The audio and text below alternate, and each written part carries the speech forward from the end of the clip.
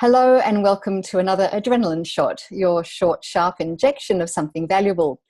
And today my special guest is Mike Howes. I'd like to welcome Mike. How are you, Mike? Oh, I'm very well, thanks, Dawn. Thanks for the invite.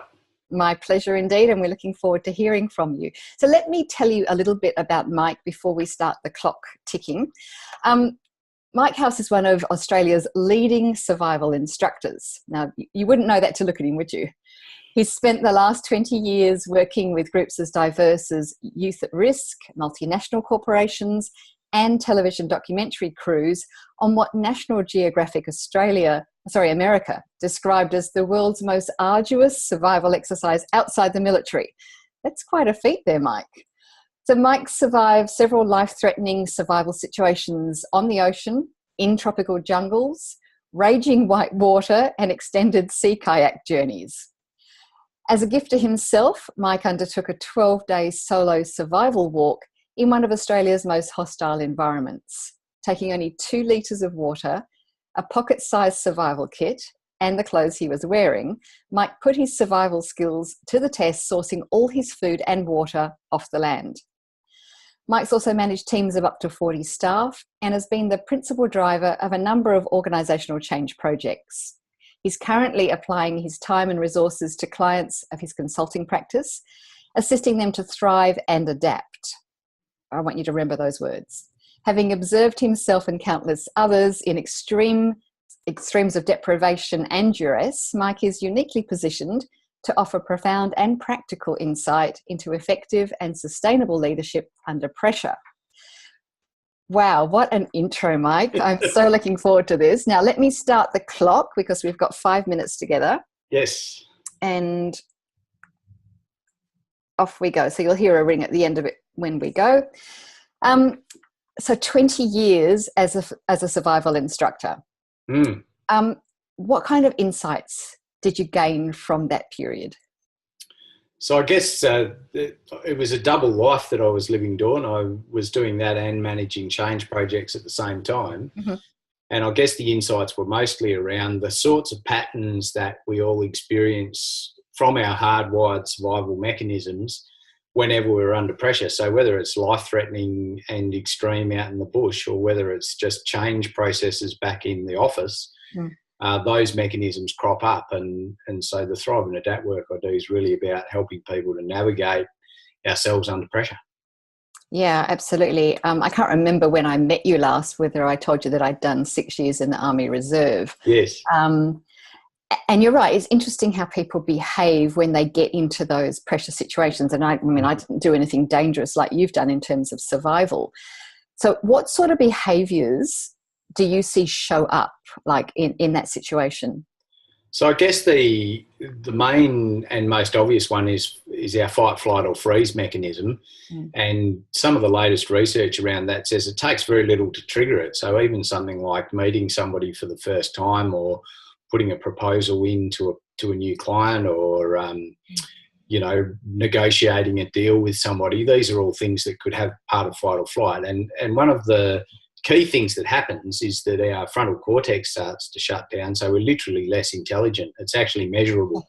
Yeah. Our IQ goes down, and it's a fantastic mechanism for when we're trying to get away from something that's directly threatening our life or our health, but not so useful when we're in a more modern context. So it typically shows up as people either trying to avoid situations, deflecting energy and attention, or being more aggressive than they really need to be for the circumstance. And possibly one of the most pronounced places I've seen that is when organisations are forced into positions like making people redundant, and they often end up behaving in ways that are much more adversarial than the situation actually requires, just because of that fight or flight. Yeah, absolutely. And now you've written a book called Thrive and Adapt, No Matter What. And I gather it's a user manual. So it's for people under pressure. How do people thrive and adapt?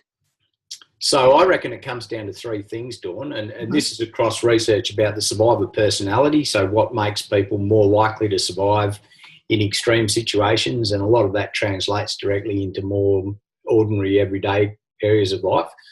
A big part of it is how you see the world. So what's your perception made up of? How much do you understand your perception? Mm-hmm. Secondly, how readily you can shift your perception if it's not effective, if it's not serving you well.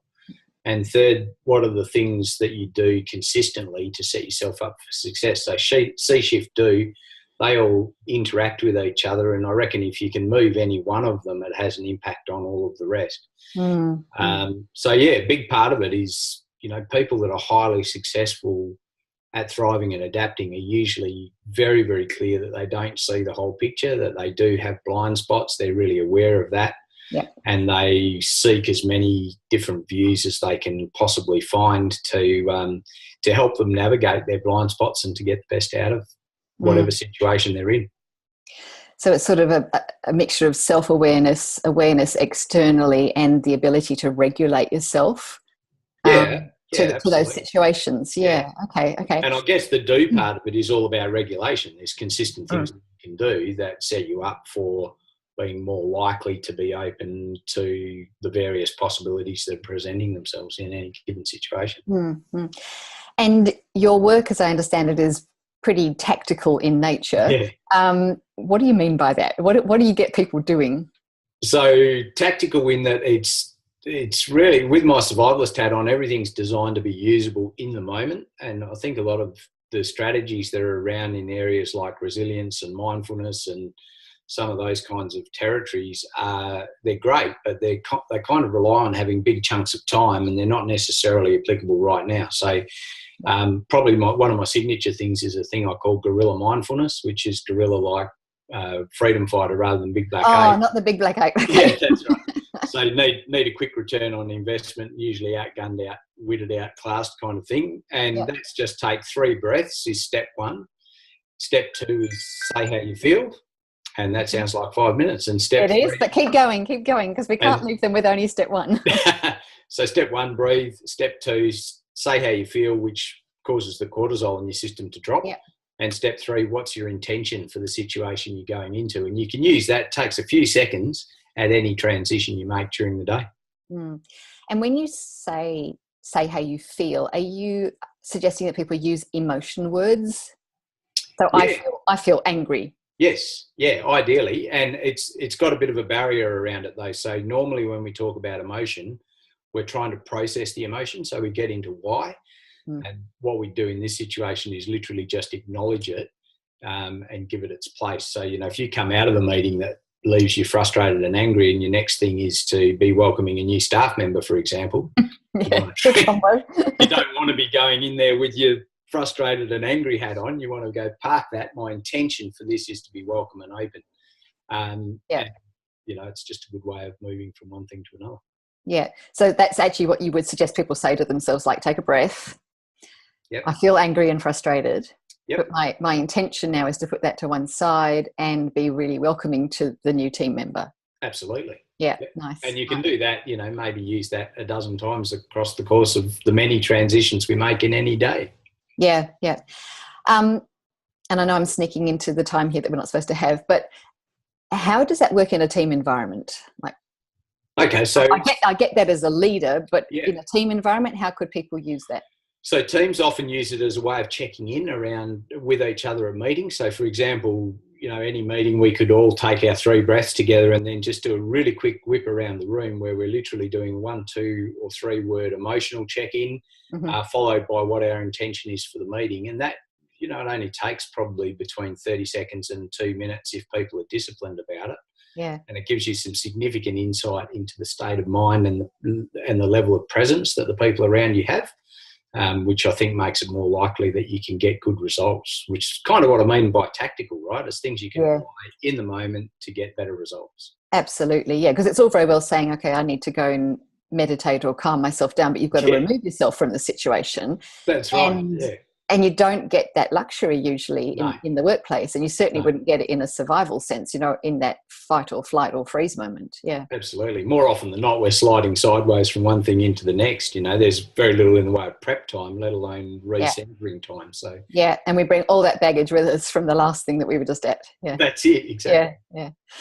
Oh, fantastic. Thank you very, very much, Mike. Pleasure. And I know that obviously we'll pass a lot of this over to you so that you can use this however you like, but I really appreciate your time today and look forward to having another chat or another interview with you in the not too distant future. Great. I look forward to it, Dawn. Thanks for the opportunity.